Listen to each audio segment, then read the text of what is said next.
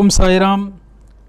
ஸ்ரீ சச்சிதானந்த சமர்த்த சத்குரு சாய்நாத் மகாராஜ் கி ஜெய். ஸ்ரீ குருதத்தா ஜெய் குருதத்தா, ஸ்ரீ குருதத்தா ஜெய் குருதத்தா, ஸ்ரீ குருதத்தா ஜெய் குருதத்தா. கோபுரம் டிவி நேயர்களுக்கு சுந்தர் சாயின் சிரம் தாழ்ந்த நமஸ்காரங்கள். இன்றைக்கி ஜூலை 21 ஞாயிற்றுக்கிழமை, ரொம்ப விசேஷமான நாள். நம்ம கோபுரம் டிவியில் பல விஷயங்கள் பேசிகிட்டே இருக்கோம் ஆன்மீகத்தில். அதோடு இல்லாமல் நம்ம பிரசாத் அவர்கள் பாபாவுடைய எக்ஸ்பீரியன்ஸஸை பற்றி, பாபாவுடைய அற்புதங்களை பற்றி நிறைய பேசிகிட்டு இருக்கார். இது மாதிரி ஆன்மீகத்தில் பல விஷயங்கள் நமக்கு இருக்கிற இடத்துக்கே கிடைக்கிறது அப்படின்னாக்க இது பகவத் சங்கல்பத்தை தவிர வேறு என்னவாக இருக்க முடியும்? பகவான் சம்பவாமி யுகே யுகேன்னு சொன்ன மாதிரி ஒவ்வொரு காலகட்டங்கள்லேயும் தன்னை தோற்றுவித்து கொண்டு நமக்கு அனுகிரகம் பண்ணுறார் அப்படிங்கிறது பரம சத்தியமாக இன்றளவும் நடந்து கொண்டு இருக்கிறது. அது அவருடைய அபார கருணை தான். அதனால் அவருடைய அபார கருணைகளில் ஒரு விஷயத்தை பற்றி நம்ம இன்றைக்கி பேசுகிறோம்னாக்கா அது ரொம்ப ரொம்ப ரொம்ப ரொம்ப ரொம்ப விசேஷமான விஷயம். அதோடு இல்லாமல் அது யுக யுகங்களாக நடந்துட்டுருக்கு. நம்ம எல்லாருக்குமே தெரியும், வியாசர் அப்படின்னு சொல்லுவோம், வேத வியாசர்னு சொல்லுவாள், வியாச பகவான்னு சொல்லுவாள்.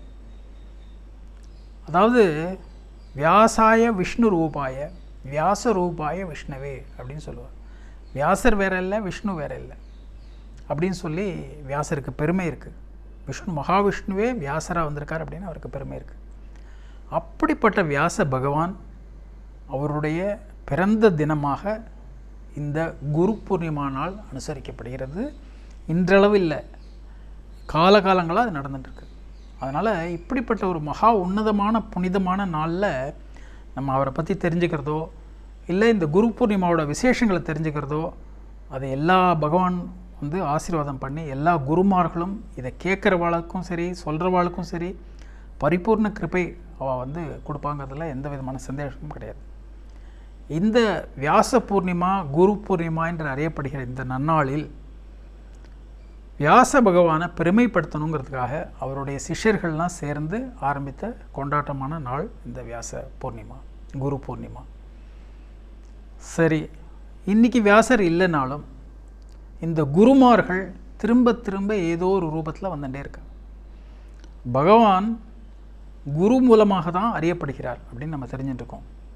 ஆனால் அந்த பகவானே குருவாக வந்தது தான் ஸ்ரீ குருதேவ தத்தா அப்படின்னு நம்ம தத்தாத்திரேயரை பற்றி சொல்லிட்டு இருக்கோம். அந்த தத்தாத்திரேயர் கலியுகத்திலையும் நமக்கு இன்றளவும் ஒவ்வொரு இடங்கள்லையும் நம்மளை ஆசீர்வாதம் பண்ணி ஷீரடி சாய் பகவானாக வந்திருக்கார். அதுக்கு முன்னால் பல அவதாரங்கள். ஷீரடி சாய்க்கு முன்னால் மாணிக்க பிரபுவாக வந்திருக்கார், மாணிக்க பிரபுக்கு முன்னால் சுவாமி சமர்த்தராக வந்திருக்கார், அக்கல்கோட் சுவாமி சமர்த்த லீலாமிர்தம்லாம் கேட்டுருக்கேள். அதே மாதிரி அதுக்கு முன்னால் நரசிம்ம சரஸ்வதியாக சன்னியாச தர்மத்துக்காக எவ்வளோ அவர் பிரயத்தனம் பண்ணி எல்லாருக்கும் ஆசீர்வாதம் பண்ணியிருக்கார். அதுக்கு முன்னால் கலியுகத்தில் முதல் அவதாரமாக ஸ்ரீபாத சிவலம்பராக வந்திருக்கார்.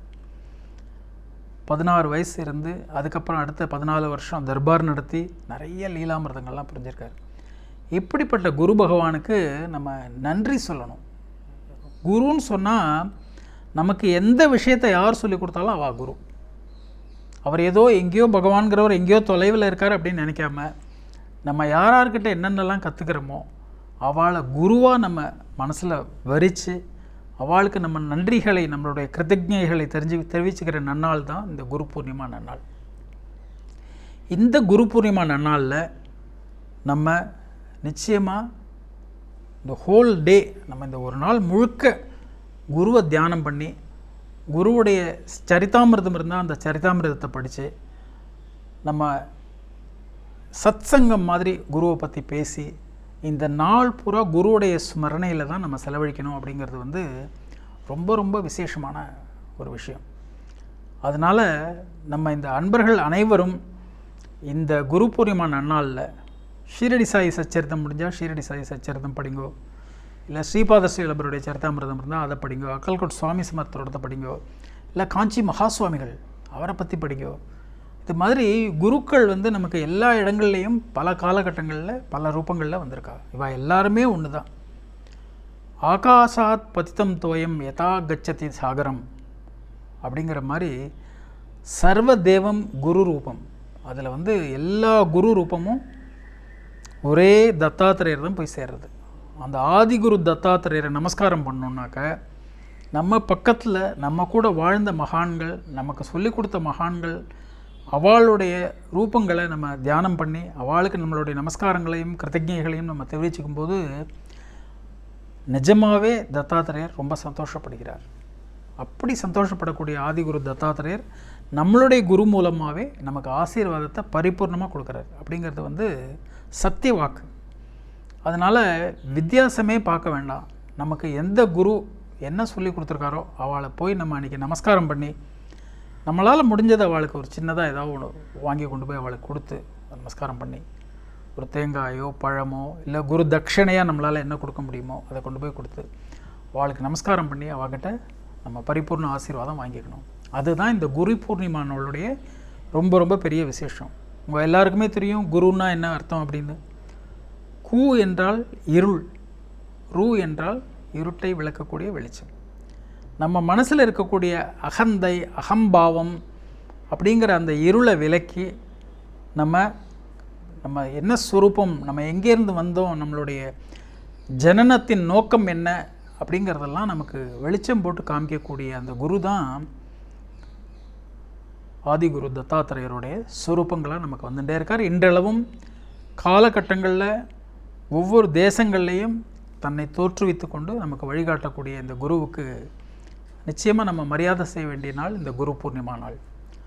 அதனால் இந்த குரு பூர்ணிமா நாளில் நம்ம எல்லாருமே நமக்கு தெரிந்த குரு எந்த ரூபத்தில் இருந்தாலும் அவரை போய் நமஸ்காரம் பண்ணணும், அவரை பற்றி பாராயணம் பண்ணணும். அவருடைய நாமஸ்மரணை இருந்தால் நாமஸ்மரணை சொல்லிகிட்டே இருக்கலாம். ஓம் சாயி ஸ்ரீ சாயி ஜெய ஜெய சாயி, ஓம் சாயி ஸ்ரீ சாயி ஜெய ஜெய சாயி அப்படின்னு சாயியோடைய நமஸ்கார நாமத்தை சொல்லிகிட்டே இருக்கலாம்.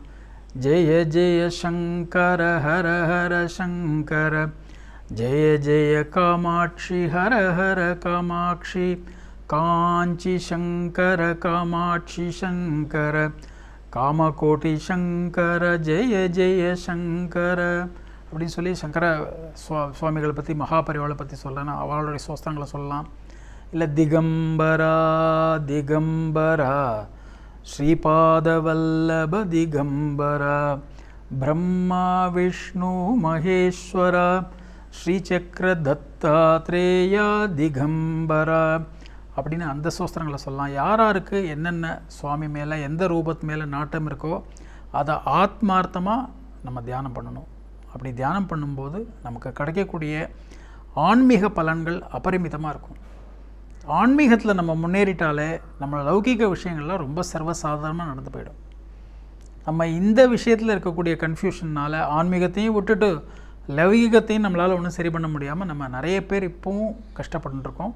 அதுக்கு காரணமே என்னன்னு கேட்டால் குருவுடைய மகாத்மியத்தை புரிஞ்சுக்காமல் இருக்கிறது தான். குருங்கிற ஒரு வழிகாட்டலைன்னா நம்மளுடைய வாழ்க்கை ரொம்ப ரொம்ப கோளாரோட, ரொம்ப மனக்லேசத்தோட, ஒரு நிம்மதியே இல்லாமல் ஆகிவிடும்.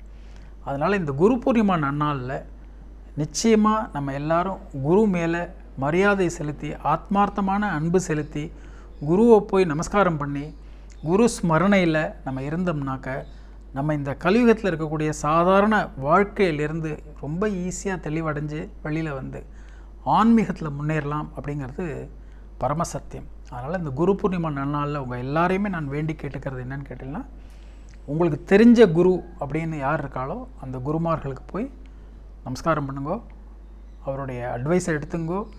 ஏதாவது ஒரு விஷயம் சாய் சச்சரித்தில் பார்த்தீங்கன்னா பகவான் சாய்நாதர் நமக்கு பல விஷயங்களை சொல்லி கொடுக்குறாரு. அதுலேருந்து ஒன்று எடுத்துங்கோ. ஒவ்வொரு விஷயமாக எடுத்து நம்ம வாழ்க்கையில் கடைப்பிடிச்சு இந்த குரு பூர்ணிமா நன்னாளில் நம்ம ஆன்மீகத்தில் நிச்சயமாக முன்னேறுவோம், குருவுடைய வழிகாட்டுதலை பரமசத்தியமாக எடுத்துக்குவோம் அப்படிங்கிறத நீங்கள் எடுத்துக்கணும்.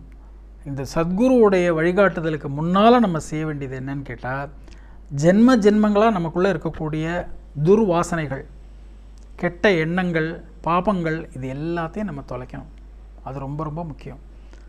அதுக்காக தான் இந்த ஜென்மாவே நம்ம எடுத்திருக்கோம். அதனால் பழைய வாசனைகள்லேருந்து சேர்த்துன்ற விஷயங்களை எல்லாத்தையும் விட்டுட்டு மனசை சுத்தமாக்கி, ஏன்னா சித்த சுத்தி வந்தால் தான் சத்குருவுடைய கிருபா கடாட்சம் பரிபூர்ணமாக இருக்கும். கவுத்து வச்ச பாத்திரத்தில் கங்கையே ஓடினா கூட தண்ணி இறங்காது. அதனால் பாத்திரத்தை நிமித்தணும். நம்மளை நம்ம ஓப்பன் பண்ணிக்கணும் அப்படின்னாக்க நமக்குள்ளே இருக்கக்கூடிய சந்தேகங்கள், நமக்குள்ளே இருக்கக்கூடிய அகங்காரம், இந்த மாதிரி அழுக்கெல்லாம் நம்ம வாஷ் பண்ணணும், சுத்தமாக வாஷ் பண்ணணும். அது ஒரு நாள் வேலை இல்லை, பல நாட்கள் நம்ம சிந்தித்து சிந்தித்து நமக்குள்ளே இருக்கக்கூடிய விஷயங்கள் எல்லாம் நம்ம சரி பண்ணிகிட்டே வரும்போது அந்த ஒரு நாள் குரு எதிர்பார்த்துட்டே இருக்கார். நம்மளுடைய சிஷ்யர்கள்லாம் என்றைக்கு நம்மளை தேடி வருவா அப்படின்னு எதிர்பார்த்துட்டே இருக்கார். நம்மளை பற்றி என்றைக்கு சிந்திப்பா அப்படின்னு எதிர்பார்த்துட்டே இருக்கார்.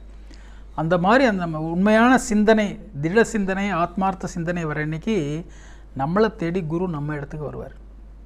அந்த மாதிரி வந்தது தான் குரு மகான்கள்லாம் வந்து பூலோகத்தில் வந்து கலியுகத்தில் வந்து நம்மளுடைய வாழ்க்கை நடத்தி நமக்கு நம்மளை கூப்பிட்டு அனுப்பிச்சு, குருவியோட காலில் நூலை கட்டி இழுப்பேன்னு சொல்லிக்கிறோம் இல்லையா, 3000 மைல்களுக்கு அப்பால் இருந்தால் கூட அந்த மாதிரி பாபா மாதிரி ஒவ்வொரு குருவும் நம்மளை தேடி வந்து நம்மளை வரவழைச்சு நமக்கு ஆசீர்வாதம் பண்ணி நமக்கு ஆன்மீகத்தில் முன்னேறதுக்கு வழியை காமிச்சுட்டு இருக்கா. அதனால் இந்த குரு பூர்ணிமா நன்னாள் அவ்வளோ சிறந்த நாள். அந்த குரு பூர்ணிமா நன்னாளில் நம்ம எல்லாருமே குரு வழிபாட்டில் கவனத்தை செலுத்துவோம். சமர்த்த சத்குருவுடைய கிருபா கடாட்சம் நம்ம எல்லாருக்கும் பரிபூர்ணமாக இருக்கணும் அப்படிங்கிறது என்னுடைய தாழ்மையான எண்ணம். ஸ்ரீ குருதத்தா ஜெய் குருதத்தா, ஸ்ரீ குருதத்தா ஜெய் குருதத்தா, ஸ்ரீ குருதத்தா ஜெய் குருதத்தா.